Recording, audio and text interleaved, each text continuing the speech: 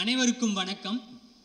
நாகரீக காலத்தில் அவசர அவசரமாக ஓடிக்கொண்டிருக்கும் மனிதர்களே, விரைவு செய்தியாக என் தலைப்பை சொல்கிறேன்.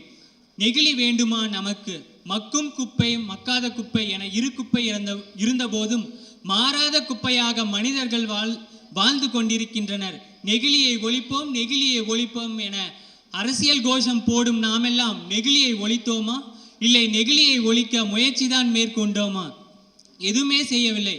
அரசாங்க முயற்சி அதிகம் எடுத்தாலும் மனிதர்களின் முயற்சி குறைவாகவே இருக்கின்றது.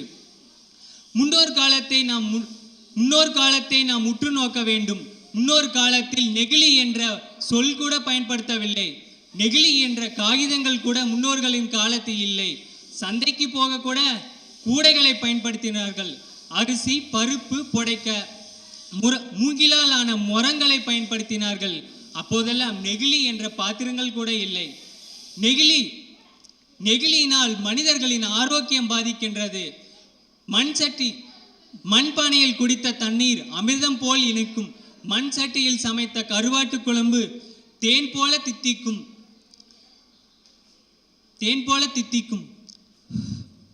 நெகிழியால் மனிதர்களின் ஆரோக்கியம் பாதிக்கின்றது. மனிதனின் ஆரோக்கியம் மட்டுமா பாதிக்கின்றது, இயற்கையை கூட பாதிக்கின்றது. எரிப்பதால் காற்று மாசுபடுகிறது, மக்கி போகாமல் நில மாசுபடுகிறது. ஆறுகளிலும் குளங்களிலும் மிதப்பதால் நீர் மாசுபடுகின்றது.